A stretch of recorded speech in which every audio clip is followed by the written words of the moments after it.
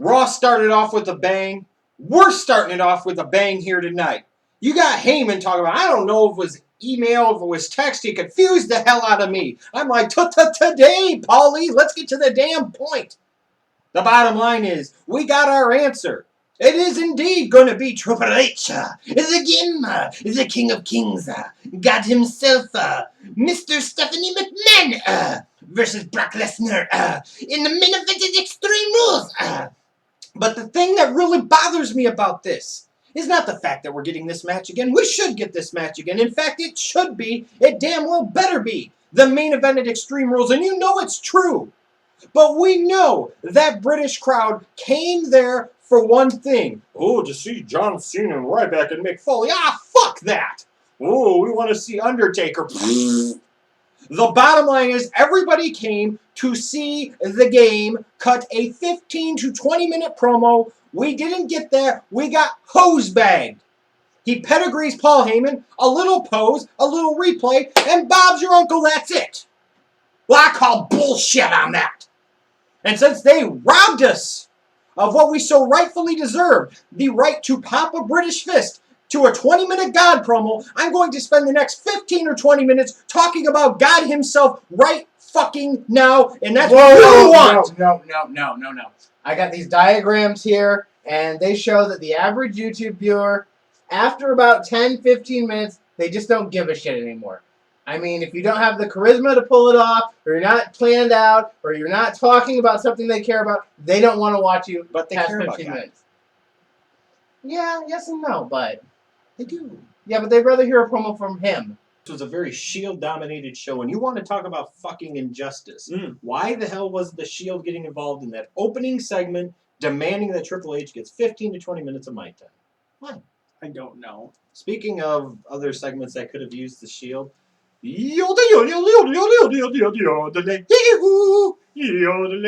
Oh, stop it. Yes. Your yodeling has no point just as much as Antonio Cesaro's yodeling has no point. Our truth winning has no point.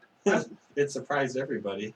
And it surprised me, including Archer. Like, oh, I won. Wait, I'm rapping again. That must mean I'm going to win something. So where would you rather have the Shield come out for this? During our Truth's entrance or Cesaro's entrance, or yes? Both. Okay. My main problem with this is that Kofi wins the belt last week, and he's nowhere to be found this week. Speaking of another match that was just kind of there, even though I think you kind of liked it, Brodus Clay versus Sandow. Well, I mean, for obvious reasons that I like Sandow. I mean, you can't find him on the internet anymore, but I love the fact that the Sandow match reminded me of a Macho Man match. The finish, especially, where he hopped over the rope, did the little choke deal, and then... Should the Shield have come out and fixed the injustice of Sandow not getting a mic for that European crowd? Absolutely. Yeah, I just wanted to hear him say, silence! Yes, and, you know, there was another match that was kind of there. Sandow wins, Glory beat him. But, you know, you had the young guy do the job in Brodus, so you had to figure, I guess, that the old guy was going to not do the job in the other match. Cody and Sweet Tea was kind of there, too. Yeah, nothing really to write home about, but, you know. Don't you wish the Shield was kind of there to take out Sweet Tea? I wish they were there for every one of these matches that we're discussing, yes. Why do they call him Sweet Tea and yet the name thing still says Tensai? They could call him a Sweet A. I guess.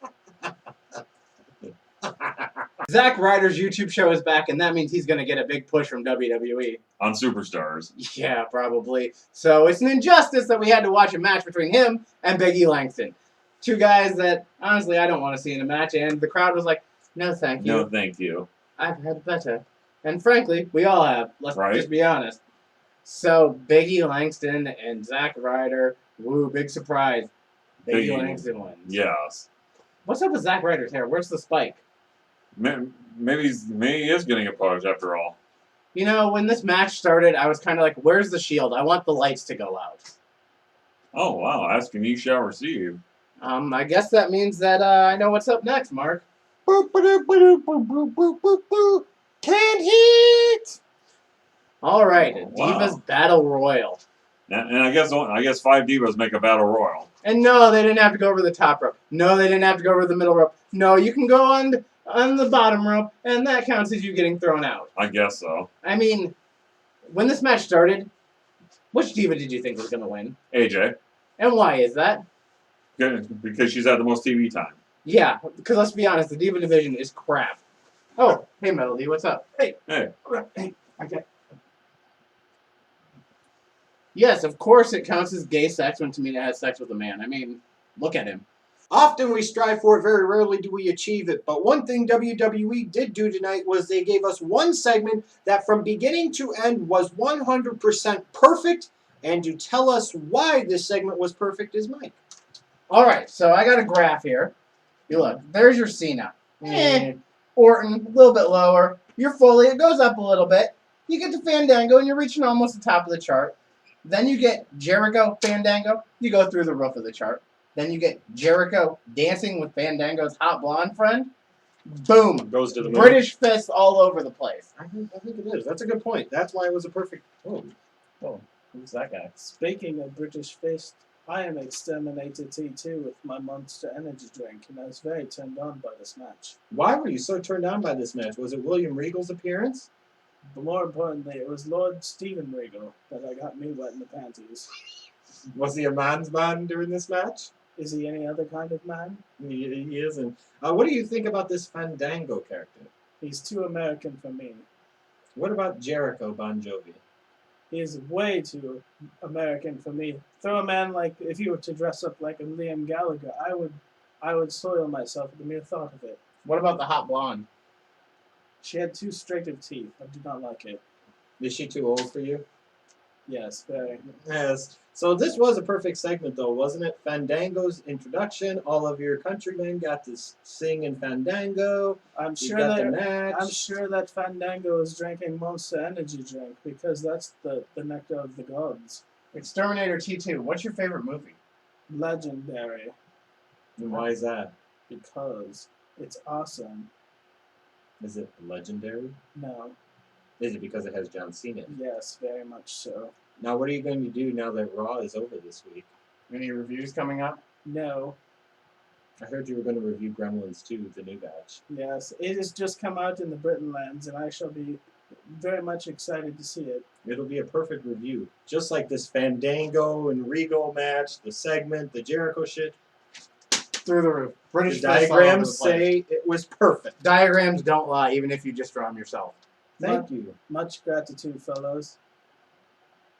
So they were teasing this throughout the whole course of the night that we were going to get this big confrontation between Foley and Ryback. And, there's a little history there going back to last year. So, yeah, then we got it. As the main event, and Foley looks like a poodle, and not like one of those good, high-class, like, show dog poodles. No, like Like that low-rent bitch. that you find at, like, the Humane Society or something like that. And I know my hair don't look that great either, but his is something else right now. That's not It's even like not. a cool mullet. No. Foley, if you put some activator in that dog, I promise you'll have a whole new life to you. Just best believe that. And what was up with his shirt? A button-up shirt with Santa Claus surfing? But then he didn't wear sweatpants. Yeah. I mean, it's like he was a torn, conflicted poodle. It was a Foley that we hopefully won't see again like that. You get Foley on the mic, and Foley is his usual good Foley self. But then Ryback gets on the mic. Yeah, and it was a lot of dribble and a lot of repeating of things, and then their confrontation just looked awkward. That was basically it. I mean, And you're trying to set up a match between Ryback and Cena in Extreme Rules. And, Cena eventually comes out to split the two up.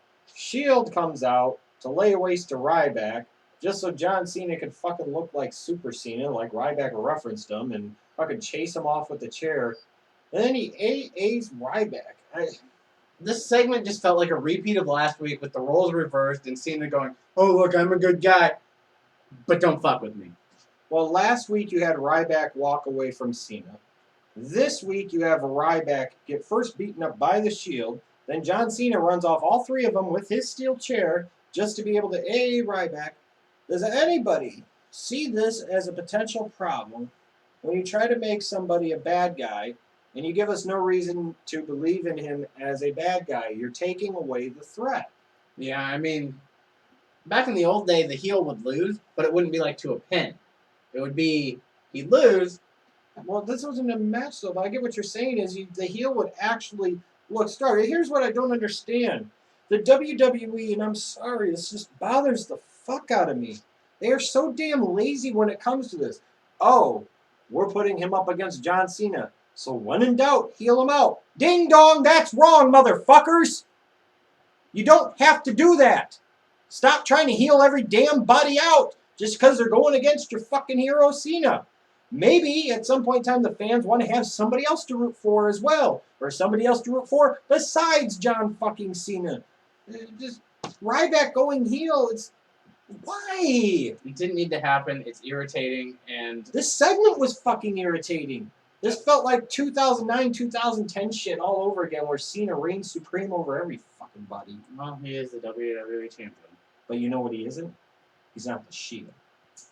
This segment actually could have used more Shield. Like when Ryback was going to get the mic, that's when the Shield really should have come out and just end of show. Yeah, definitely. Yeah. You've all heard of Rent-A-Cops. WWE is Rent-A-Heel. This time, it's Ryback. And you know what? After his feud with Cena, they're going to find somebody else. WWE's Rent-A-Heel program coming to you. Let it be known that Marvelous Mark believes in the Shield. I really enjoyed Raw this week, except for one thing. One really big problem. Ryback as a heel to me is stupid. John Cena doing the same old shit is stupid. Now I've got a WWE title feud between Ryback and John Cena that I know is going to be fucking stupid. Thank you, WWE. While Raw may not have been stellar this week, I want to give props to the audience because you made my viewing experience at home so much better. So thank you, England. Good night. So there's my final thoughts. Bye.